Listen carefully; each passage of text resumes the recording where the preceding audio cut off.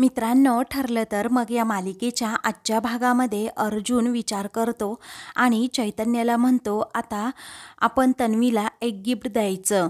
ते गिफ्ट पायाशी संबंधित असेल. त्यावेळी आता चैतन्य विचारतो, असं का? मग आता अर्जुन म्हणतो, तू बघ तर खरं. ऐक ना, अरे ते पायात मुली घालतात त्याला काय म्हणतात? मग आता चैतन्य म्हणतो की विचार करावा लागेल.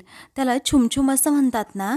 मग अर्जुन म्हणतो, नाही रे, छुमछुम ते लहान बाळाचं असतं आणि मोठ्या मुली घालतात बघ ते पायामध्ये. तेव्हा चैतन्य म्हणतो, पैंजण का? अर्जुन म्हणतो, हो पैंजणच. ते मी तिला गिफ्ट करणार आणि मग तिच्या पायात ते पैंजण घालताना तिचा पाय मी चेक करणार, खरंच पायावर जन्मखून आहे की नाही. त्यावेळी चैतन्य विचार करतो आणि म्हणतो, अर्जुन, पण तन्वी अशी पैंजण वगैरे घालणारी मुलगी नाही रे, मग काय करायचं? अर्जुन म्हणतो, हो ते तर ठीक आहे, पण काहीतरी करावंच लागेल. अरे आजकाल मुली नाही का एका पायातच घालतात ते. तेव्हा चैतन्य म्हणतो, हो हो घालतात ना, काहीतरी असतं ते. तेव्हा अर्जुन विचारतो, त्याला काय म्हणतात मग? तेव्हा चैतन्य म्हणतो की त्याला काही माहीत नाही, परंतु मी नेटवर सर्च करतो. असं म्हणून आता दोघेही सर्च करू लागतात. चैतन्य म्हणतो, त्याला अँकलेट म्हणतात. अर्जुन म्हणतो, राईट अँकलेटच म्हणतात, पण आता आपल्याला ते ऑर्डर करावं लागेल. अर्जुन आता लगेच ते ऑर्डर करू लागतो. तेवढ्यातच कुणाच्या तरी खोकण्याचा आवाज येतो. अर्जुन आणि चैतन्य खूप घाबरतात. अर्जुन पटकन दरवाजा उघडतो, इकडे तिकडे पाहतो, परंतु तेथे कुणीही नसतं. चैतन्य म्हणतो, कुणाच्या तरी खोकण्याचा आवाज आला ना रे? अर्जुन म्हणतो, हो ना, आवाज तर आलाय, परंतु कुणी इथे दिसत तर नाहीये. चैतन्य म्हणतो, जाऊ दे, सोड, चल, आपल्याला अँकलेट ऑर्डर करायचंय ना.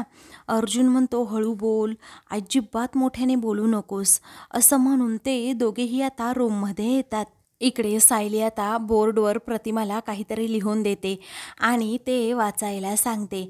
तेव्हा आता प्रतिमा वाचते की माझं नाव प्रतिमा आहे. आता खूप छान प्रकारे प्रतिमा ते अगदी वाचू लागते. तेव्हा सायलीला खूप आनंद होतो. मग त्यानंतरचं वाक्य असतं की मला मोदक खूप आवडतात. सायली आता ते समजावून सांगते. तेवढ्यातच आता तेथे कल्पना आणि पूर्णाजी या दोघीही येतात. मग आता सायलीचा वर्ग सुरू झाला वाटतं. आता कल्पना विचारते, त्याचवेळी सायली म्हणते, हो सुरू तर झालाच आहे. आणि डॉक्टर श्रद्धा जोशी यांनी काय सांगितलंय, सतत त्यांच्या कानावर असे शब्द पडले ना, म्हणजे त्यांना लवकरात लवकर शब्दांची ओळख होईल आणि बोलता सुद्धा येईल. तेव्हा आता पूर्णाजी या खूपच इमोशनल झालेले असतात. प्रतिमाच्या डोक्यावरून हात फिरवतात. मग नंतर आता प्रतिमा हसतच विचारते, मी जाऊ?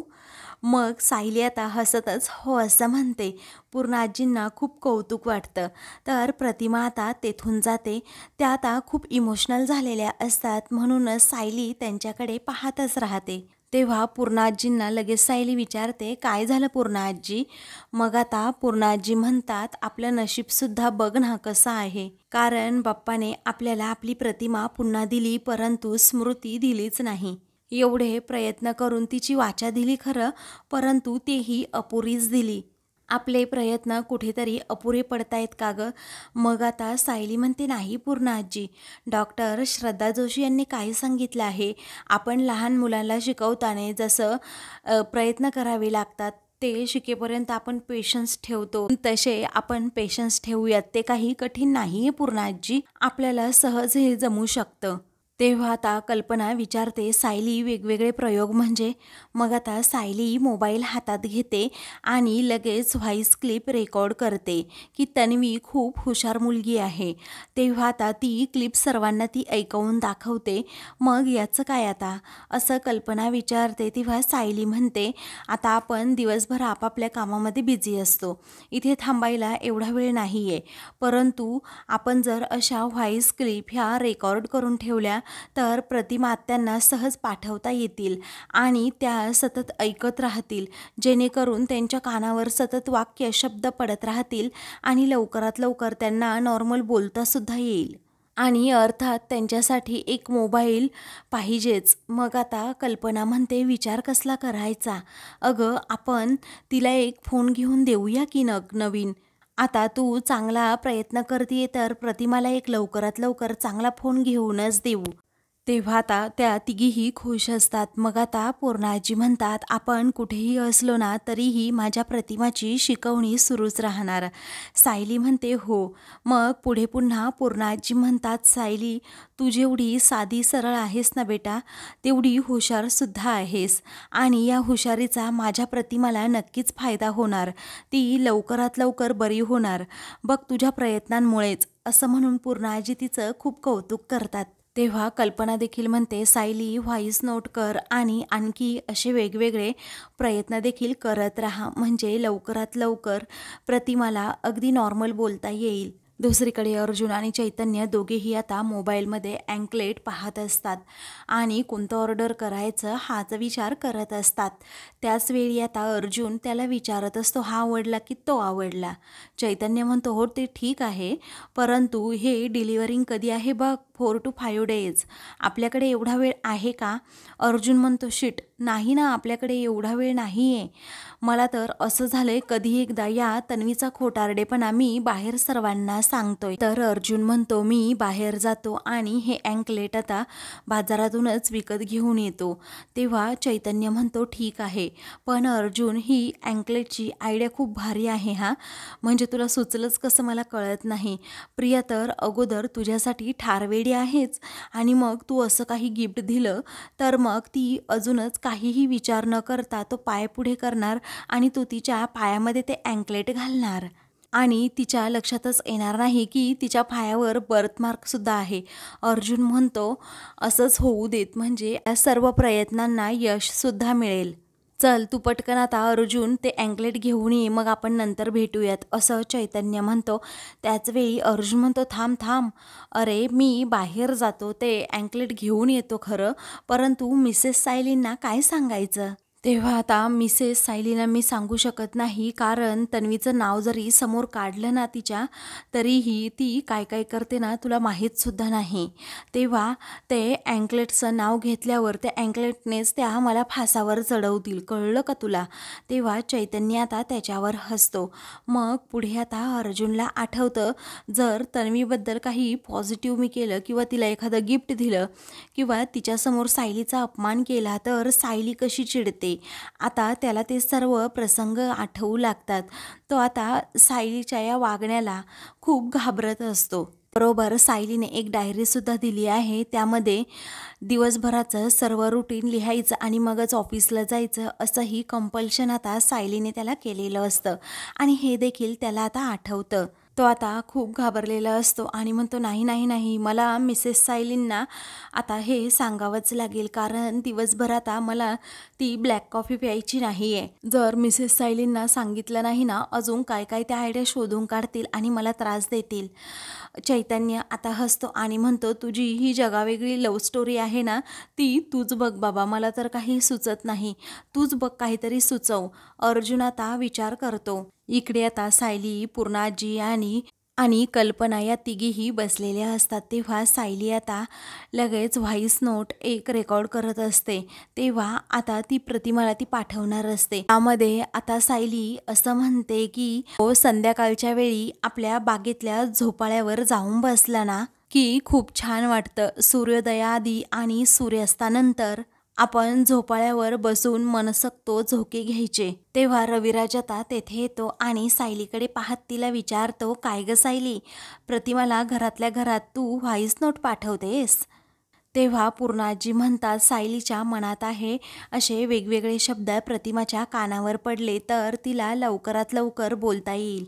तेव्हा रविराज म्हणतो, माझ्या हे तर लक्षातच आलं नाही की प्रतिमाची स्मृती लवकरात लवकर आणण्यासाठी या टेक्नॉलॉजीचा सुद्धा वापर होईल. पण सायली, तुला एक सांगू का, तू जे प्रयत्न करतेस ना बेटा, ते पाहून मला असं वाटतंय लवकरात लवकर प्रतिमा बरी होईल आणि तिला घरीसुद्धा घेऊन जाता येईल. सायली आता लगेच उठते आणि विचार करते, म्हणते की अहो, माझ्या लक्षातच आलं नाही की प्रतिमा त्यांना त्यांच्या जुन्या घरी घेऊन जावं म्हणून. तेव्हा सर्वांना ही आयडिया खूपच आवडते. मग आता सायली सर्वांना म्हणते की मला असं वाटतं आपण प्रतिमा आत्यांना थोडा वेळ जरी त्यांच्या आपल्या जुन्या घरी घेऊन गेलो ना, त्यांना थोडं तरी काहीतरी आठवेल. तेव्हा रविराज म्हणतो हो मलाही तसंच वाटतंय अगं सायली. कल्पना म्हणते आपण तसं करायचं का मग? सायली म्हणते हो करूयात की. मग पुढे आता पूर्णाजी म्हणतात जर प्रतिमा आता थोड्या वेळासाठी का होईना रविराजांबरोबर घरी गेली तर मग तिला ते अंगण आठवेल, हॉल आठवेल, किचन आठवेल, त्याचबरोबर तिची खोलीसुद्धा आठवेल. हा रविराज विचारतो पण प्रतिमा आहे तरी कुठे? तर कल्पना म्हणते आत्तापर्यंत इथेच होती, आत्ता ती तिच्या रूममध्ये गेली आहे. पण सायली तुला काय वाटतं प्रतिमा घरी यायला तयार होईल का? सर्वजण तोच आता मनात विचार करू लागतात. हो ना, प्रतिमा येईल की नाही काय माहीत. इकडे अर्जुन आणि चैतन्य हे दोघेही अजून विचारच करत असतात की कशा प्रकारे प्रियाच्या पायामध्ये ते अँकलेट घालायचं. मग आता अर्जुन म्हणतो काहीही झालं तरी माझं हे मिशन सक्सेसफुल झालं पाहिजे आणि हे काम फक्त मी माझ्या बेडरूममध्येच करू शकतो. पण चैतन्य तुला माझं एक काम करावं लागेल. चैतन्य विचारतो आता कोणतं काम करू मी? तेव्हा तो म्हणतो मिसेस सायली अजिबात रूममध्ये या नाही आल्या पाहिजेत. जेव्हा मी आणि प्रिया रूममध्ये असू ना तेव्हा. आता चैतन्य म्हणतो मी आणि सायली वहिनींना बाहेर ठेवायचं अडवून? हे शक्य नाही बाबा. अर्जुन म्हणतो नाही तुला मित्रासाठी हे करावंच लागेल, तुझ्या मदतीशिवाय मी हे काम करू शकत नाहीये असं म्हणून तो चैतन्याला फोर्स करत असतो. तेव्हा चैतन्य म्हणतो एक गोष्ट लक्षात ठेव, ही रूम हे घर फक्त मिसेस सायलींचं आहे, समजलं? त्यावेळी आता अर्जुन म्हणतो हो ते ठीक आहे परंतु काही ना काही काम काढून तेथे अडवून ठेवायचं मिसेस सायलींना, काय होतं त्यात? चैतन्य म्हणतो मला तर खूप भीती वाटतेय बाबा. पुढे आता अर्जुन चैतन्याला समजावतो तू माझा मित्र आहे ना जवळचा, तू माझा भाऊ आहेस ना, दोघे एकमेकांसाठी काही पण करायला तयार आहोत ना, मित्र आहोत ना आपण. मग तू माझ्यासाठी एवढं कर ना प्लीज, मिसेस सायलींना फक्त बाहेर थांबवून ठेव ना. मग चैतन्य म्हणतो तू आत्ता जरी म्हणालास ना की तू माझी प्रेयसी आहे तरीही मी तुझ्यासाठी काहीच करू शकत नाही रे बाबा, आणि सायली वहिनींना तर तुझ्यापेक्षा मीच घाबरतो रे, असं म्हणून चैतन्य त्या गोष्टीसाठी स्पष्टपणे नकार देतो. अर्जुन आता रडण्याचं नाटक करतो आणि म्हणतो चैतन्य आता तूच जर असं म्हटलास तर मग मी काय करायचं, कारण तुझ्याशिवाय मला दुसरा कोणताच आधार नाहीये. अरे तूच जर मला मदत करणार नसेल तर मी कसं प्रूव्ह करणार आहे की प्रिया ही तन्वी नाहीये म्हणून, असं म्हणून आता तो खूपच रडू लागतो. अरे तूच जर मला मदत केली नाही तर मी हे कसं करणार. अर्जुन रडण्याची खूप छान अशी ॲक्टिंग करतो. त्यावरती चैतन्यसुद्धा ॲक्टिंग करत म्हणतो अर्जुन पण यामध्ये मी नाही काही करू शकणार रे, तुझा लढा तर तुलाच लढावा लागेल, तू काही पण कर मी निघतो बाहेर हा, असं म्हणून तो नॉर्मल बोलतो आणि तेथून जायला निघतो. अर्जुन म्हणतो ए गप्पा बस इकडे ये अगोदर, असं म्हणून तो त्याला अडवतो. अर्जुन आता बॉसगिरी करतो आणि म्हणतो मी तुला सांगतोय ना मिसेस सायलींना अडवून ठेवायचं तर अडवूनच ठेवायचं, तिथे ही माझी ऑर्डर आहे आणि तुला फॉलो करावीच लागेल. आता चैतन्य खूप जोराजोरात हसतो आणि म्हणतो की ओके सर मी तुमची ऑर्डर पाळेन नक्कीच. तेव्हा पुढे हसतच चैतन्य आता अर्जुनला विचारतो सर मी तुम्हाला एक विचारू का हो? अर्जुन म्हणतो हो विचारा की. मग चैतन्य म्हणतो तुम्ही तुमच्या बायकोला एवढं का घाबरता हो? मग आता अर्जुन म्हणतो की अजून लग्न झालेलं नाही आहे ना, लग्न झाल्यानंतर तुला समजेल की बायकोचा टेरर काय असतो ते. मग आता तू लग्न कर म्हणजे तुला समजेल लवकरात लवकर. त्यावेळी चैतन्य म्हणतो कसं आहे ना, मी केलं तर खरं लग्न करेन आणि अजूनही तू तुझ्या बायकोला सांगू शकला नाही आहेस की तुझं तिच्यावर खूप प्रेम आहे ते, असं म्हणून तो आता पुढे सांगतो की एकदा मधुभाऊ सुटले ना मग मी माझ्या मनातल्या सर्व फिलिंग्स मिसेस सायलींना सांगणार आहे. तेव्हा चैतन्य म्हणतो हो ते ठीक आहे परंतु तोपर्यंत ही अशी लपवाछपवी कायमची सुरूच राहणार बरोबर ना. तेव्हा दुसरा ऑप्शन आपल्याकडे कोणता आहे का असं अर्जुन विचारतो. पण आता हा झाला जोकचा पार्ट. अगोदर मार्केटमध्ये जातो आणि नवीन अँकलेटसुद्धा घेऊन येतो, असं म्हणून ते दोघेही पुढे काय काय कसं करायचं हा प्लॅन करत असतात. तर चैतन्य आता अर्जुनचा तो प्लॅन ऐकत असतो. पुढे आता अर्जुन चैतन्याला प्लॅन सांगतो की अँकलेट घेऊन आल्यानंतर मी घरातील सर्वांना सांगतो की माझी ऑनलाईन मीटिंग आहे, मग कुणीही रूममध्ये येऊन मला अजिबात डिस्टर्ब करणार नाही. त्यानंतर तुझी सिक्युरिटी गार्डची ड्युटी सुरू होणार. चैतन्य ठीक आहे असं म्हणतो. इकडे सायली कल्पना आणि पूर्णाजींना म्हणते मी यांना सांगून आले की आपल्याला असं असं करायचंय म्हणून, आणि पर्ससुद्धा घेऊन आले. तेव्हा ठीक आहे असं आता कल्पना म्हणते. सायली आता तेथून चाललेली असताना अर्जुन देखील समोरून आता जिन्यावरून येत असतो. तेव्हा मला तुम्हाला काहीतरी सांगायचंय असं ते दोघेही बरोबरच बोलतात. मग आता चैतन्य त्या दोघांकडे पाहतच राहतो आणि म्हणतो वा वा काय ट्युनिंग आहे असं म्हणून तो दोघांनाही लाजवतोच. तेव्हा आता सायली काहीतरी सांगणार असते. अर्जुन पण तिला सांगणार असतो की मला थोडं बाहेर जायचं आहे आणि माझी मीटिंगसुद्धा आहे, आणि सायली सांगणार असते की मला प्रतिमा आत्यांना घेऊन त्यांच्या घरी जायचं आहे.